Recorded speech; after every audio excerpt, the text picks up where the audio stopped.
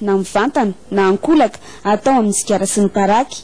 Io anefa no isan'ny mampidi-bola eo amin'ny etra-panjakana. Ary amin'ny lafiny fanatanjahantena ny isan'ny tena ahitana ireo dokam-barotra amin'ny sikara ireo indrindra fa any ivelany sy vadika vaovao fa isika resaka momba ny toetrandro tao anatin'ny andro maromaro isika izao dia naraka fanadidina manodidina ny andro ririnina amin'izao fotoana izao dia efa tsapa tokoa fa ao anatin'izany ririnina izany tanteraka isika raha tsy mijery ny fotoana izay ifampizarany ny alina sy ny atoandro manodidina ny amin'ny 10 ora sy amin'ny 10 ora sasany amin'izao fotoana izao dia efa maizina amin'ny faritra sasany eto Madagasikara ary amin'ny 9 ora maraina vao mazava ihany koa nanadiady momba an'izay lafiny zavatra ray izay ny namana riva Ravonarivo hoentiny amintsika ao anatin'ny ity fanadidina manaraka ity. Efa tafiditra tanteraka amin'ny vanim-potoana ririnina isika amin'izao volana Jona izao. Na mbola tsapa ho mafana ihany aza nefa ny andro indraindray sy ny latsaka ny orana teto amin'ny faritra Fontany sy ny faritra Atsimon'Nosy Omaly. Raha ny nambarany eo anivon'ny famantarana ny toetrandro dia andian-drahona nandalo teto Madagasikara ihany no nahatonga iny orana iny. Tafiditra anatin'ny ririnina amin'izao fotoana izao. Misy ny cyclone zany dia misy ny atao hoe naflazokazy anomalie amin'ny teny frantsay mety mitranga reny. Latadinareo misy manoa tamin'ny volana May ihany koa manoa no mipoitra zany. Dia misy andreny na volana Jona na volana Jolay mety mitranga foana zany. Ny ririnina fipoitra eto amintsika dia ny zavona ety amin'ny afovoan-tany zany mety misy koa eny amin'ny morontsiraka. Dia avy eo zany mafana rehefa avy eo fa amin'ny alina no mangatsiaka. Misy ihany koa ilay orana manify izay hitany amin'ny faritra Atsinanan'Nosy iny zany. Ka ny zavatra mitranga amin'izao fotoana dia azoko lazaina hoe manara-penitra ihany. Tsy dia misy hoe fiovana makaiza akory zany moa tsika koa zao efa miditra amin'ny volana Jona dia efa ao anatin'ny ririnina tanterakatsika. Ny orana tany atsimo na ny teto afovoan-tany dia ny fandalovany atao hoe front anankiray zany mety mitranga zany satria ao anatiny atao hoe circulation générale izay hoe mamaritra ny toetrandro foana. Misy ny front, misy ny anticyclone, misy ny dépression. Dia sendra fandalovana front zany fika izay tena nikasika tamin'ny Madagasikara izay no nahatonga an'ilay orana omaly na azo koa ny tany atsimo. Raha ny fantatra dia nitombo 2 degré Celsius ny maripana eto amintsika vokatry ny fiovaovan'ny toetrandro. Fantatra ihany koa fa miafoy ny vanim-potoana ririnina raha mihoatra ny vanim-potoana fahavaratra. Rehefa vanim-potoana ririnina toy izao ihany koa dia mihalava ny alina ka mahatonga ny fahatarahan'ny fiposahan'ny masoandro sy ny filetehany aloha. Lalanan'ny fiodinantany sy vokatry ny fitongilanan'ny masoandro mitaha amin'ny équateur ny mahatonga izany raha ny fanazavany eo anivon'ny Institut et Observatoire Géophysique d'Antananarivo na yoga. Dia ny tany mihodina manodidina ny tenany dia mihodina manodidina amin'ny masoandro. Dia ilay izy mihodidina amin'ny masoandro iny tsy hoe mahitsy be ny andehanana amin'iny fa somary incliné zany hoe somary mitongilana zany. Dia rehefa vanim-potoana ririnina dia ilay inclinaison iny zany izy zany tsy mahitsy dia dika izay tsy mitovy ny hazavana azon'ny faritra rehetra eto amin'ny tany. Dia ny faritra aty amintsika zany hoe ny ilabolan-tany misy atsika kely kokoa ny hazavana azony amin'ny atoandro. Dia izay no mahatonga hoe rehefa ririnina lava ny alina. Dia rehefa fahavaratra indray dia mifamadika amin'izay betsaka indray ny hazavana azon'ny ilabolan-tany atsimo. Mihalava ny alina noho izany rehefa vanim-potoana ririnina ka miafoy ny andro. Fa entina anamorana kosa ny fitazan'ireo zanaka ray aman-dreny miasa dia namoaka torolalana antsoina hoe Prima Baby ny Madajeune, boky iray ahitana torohevitra samihafa izy ity araka izao ivoaboasan'ny Mura Arniana sy Firary Jaune ary feno ireo malaza izao.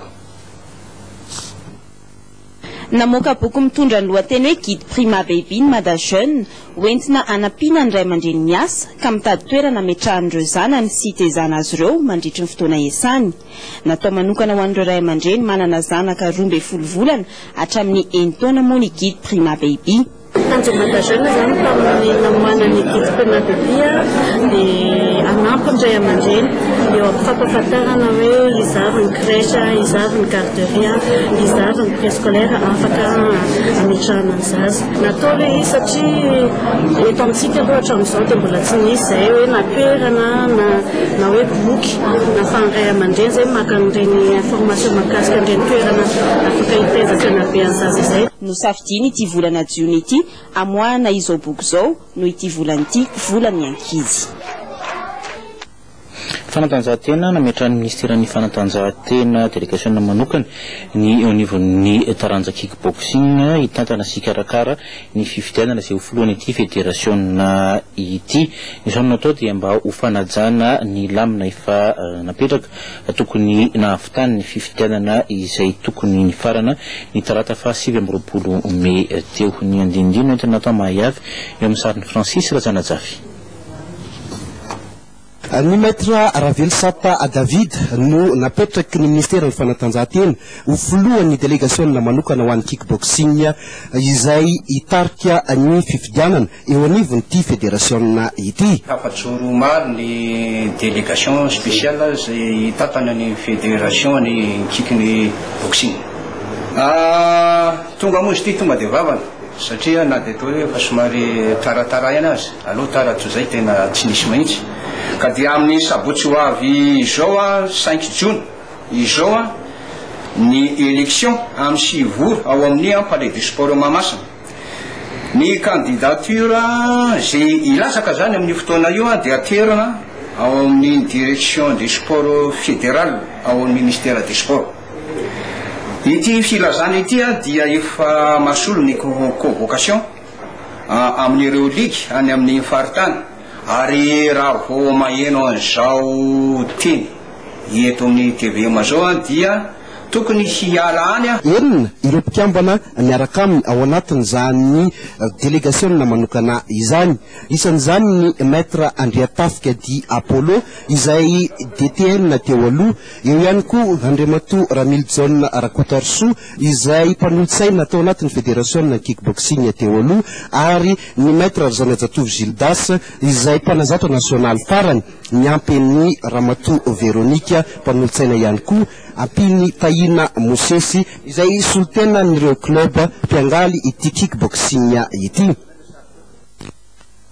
Baolina kitra valo andro sisa dia nomboka ny fidian'ny tompon-dakan'ny eran-tany eo amin'ny taranja baolina kitra atao atsy Afrika Atsimo. Antsika eto Madagasikara dia anampy sy anamora ny fikarakarana ny taratasy rehetra ho an'ny ireo izay maniry hanatrika mivantana any Afrika Atsimo. Ity fidian'ny tompon-daka eran-tany ity no mahasovoan'ny Afrika Atsimo eto Madagasikara ho amorainy mba ho tonga ara-potoana any an-toerana ireo malagasy mpity baolina kitra ireo. Miorarena sy natao mahayavy no nitafa tamin'ny mahasovoan'ny Afrika Atsimo teto Madagasikara ho arantsika vetrany.